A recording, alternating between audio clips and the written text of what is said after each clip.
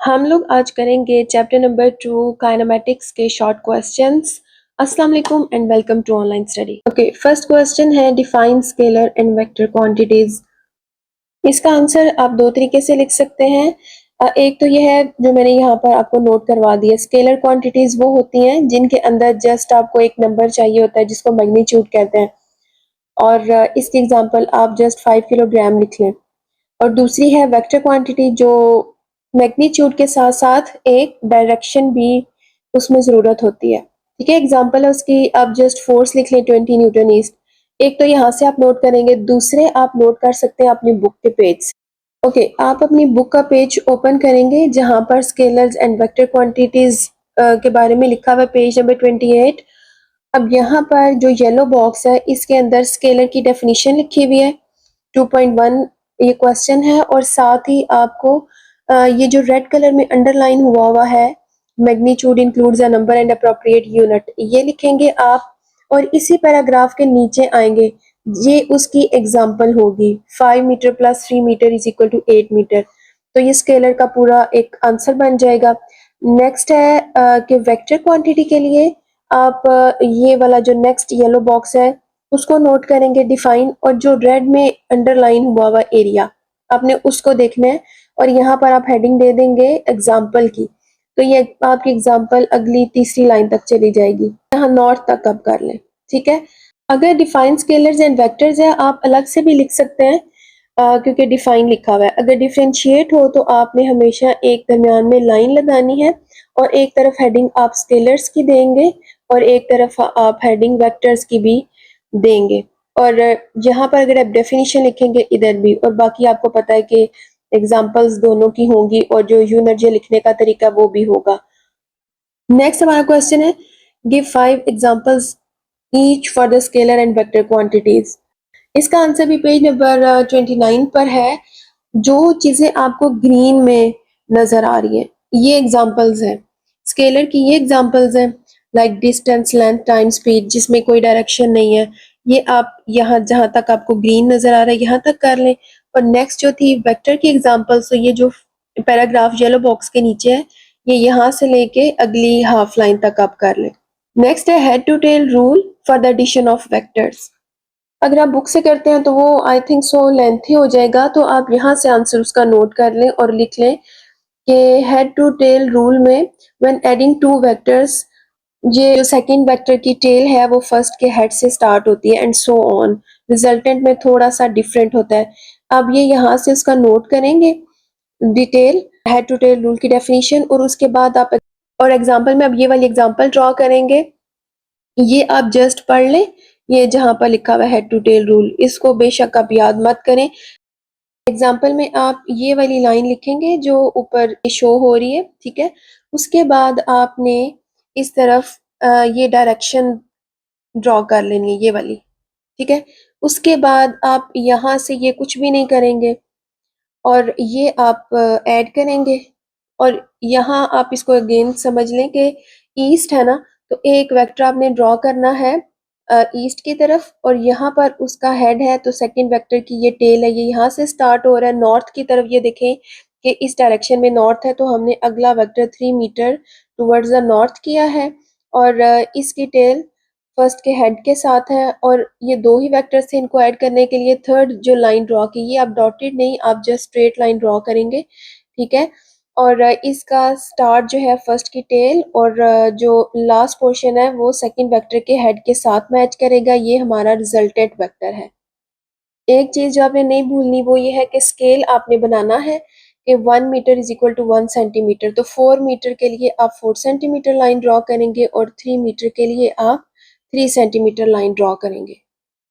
Next question है हमारा what are distance time graph and speed time graph. दोनों बहुत इजी हैं।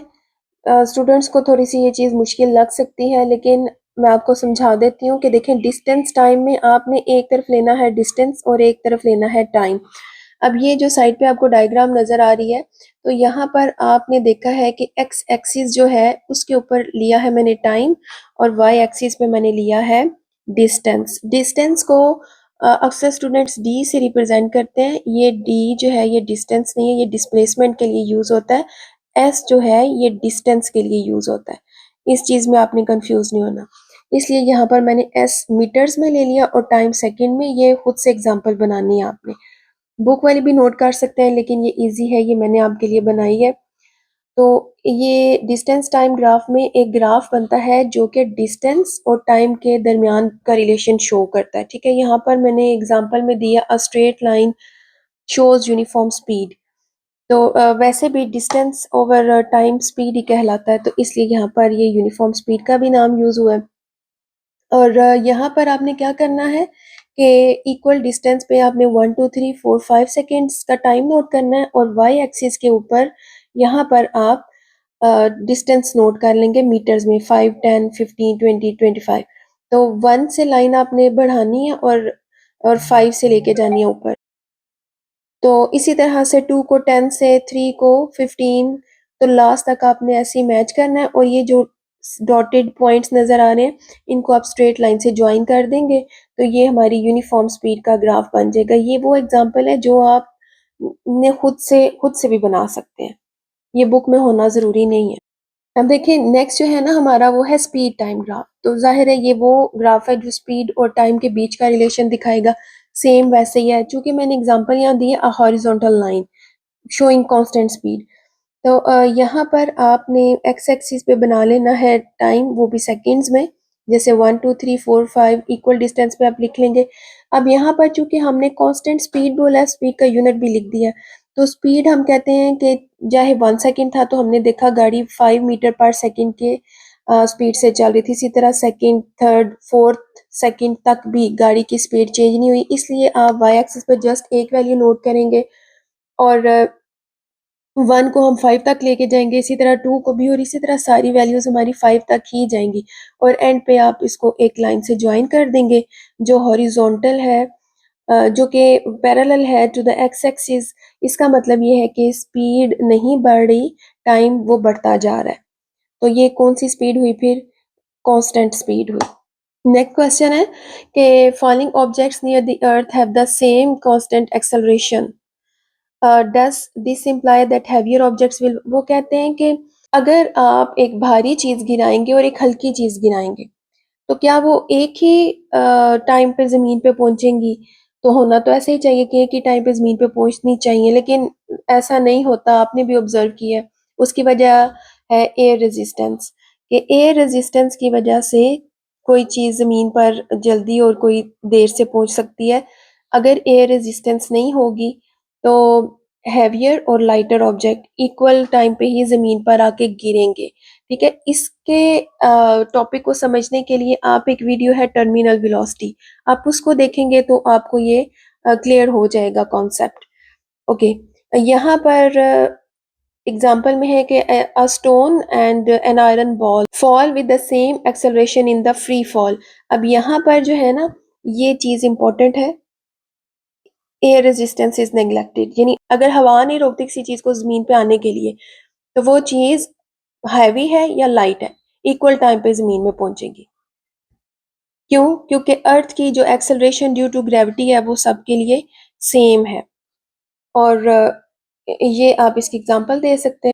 ओके, ये बहुत ही इजी सा क्वेश्चन है कि the vector quantities are some time written in scalar notation. उनका मतलब ये है कि जैसे वेक्टर है ना वो लिखा होता है तो वो आपकी बुक में बोल्ड लिखा होगा या उसके ऊपर एरो लगा होगा, तो वहां से हमें आइडिया हो जाएगा कि ये चीज वेक्टर है या वेक्टर की बात हो रही है। तो यहाँ पर क्वेश्चन में हमसे पूछा जा रहा है कि अगर ना तो वो बोल्ड है ना ही कोई एरो वगैरह है, उसे जस्ट स्केलर की तरह लिखा गया है, फॉर एग्जांपल ऐसे लिखा गया है, तो हम कैसे गैस कर सकते हैं कि ये क्वांटिटी जो है वो वेक्टर है? तो इस क्वांटिटी के लिए साथ जो है ना ऐसे लिखा होगा, मैग्नीट्यूड के साथ साथ ना डायरेक्शन भी होगी, जैसे towards the north, south, east. जैसे लिखा हुआ है velocity is equal to 15 metre पर सेकेंड ईस्ट, यानी किसी चीज की वेलोसिटी है और वो कहाँ जा रही है? ईस्ट की तरफ जा रही है। आप यहाँ पर नॉर्थ भी लिख सकते हैं कि वो नॉर्थ की तरफ जा रही है। तो ये जो लिखा हुआ है ना ईस्ट, या जहां पर आप चाहे वेस्ट, नॉर्थ, साउथ कोई भी डायरेक्शन दें, तो आपके सेंटेंस के अंदर अगर ये एडिड है तो हम कहेंगे कि ये क्या है?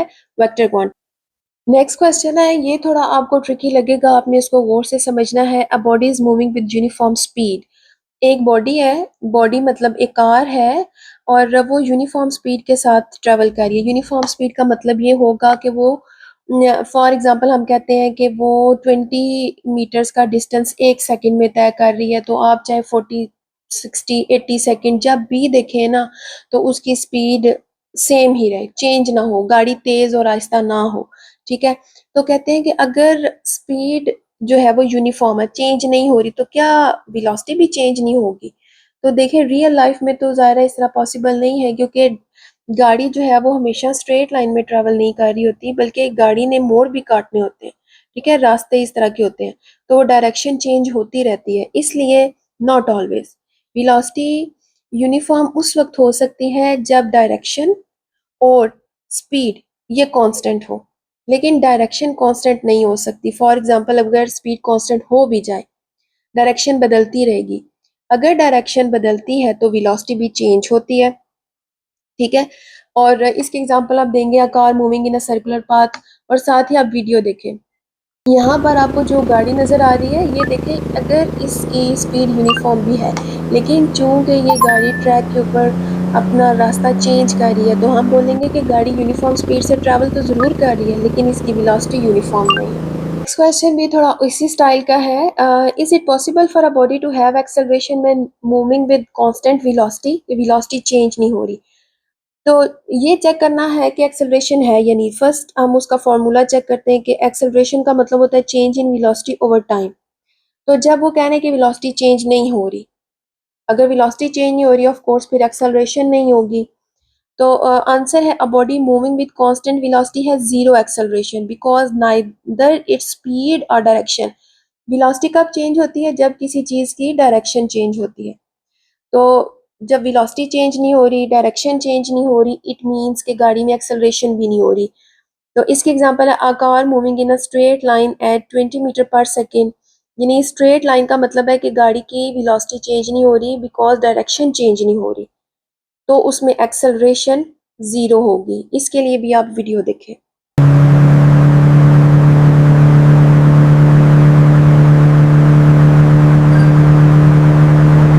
ओके, नेक्स्ट पार्ट भी है इसका। Is it possible for a body to have acceleration when moving with constant speed? अब स्पीड चेंज नहीं हो रही।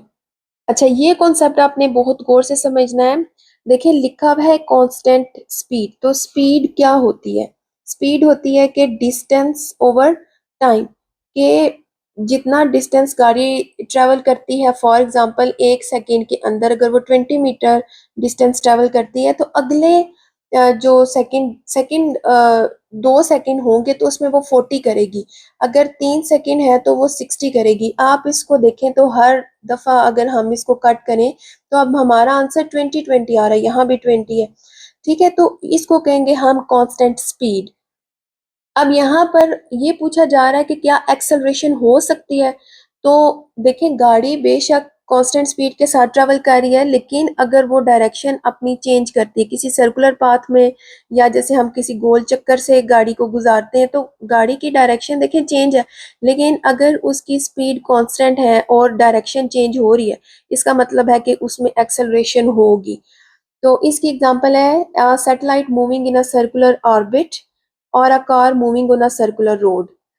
इसके लिए भी एक वीडियो मैंने अटैच की है, आप इस कॉन्सेप्ट को समझें।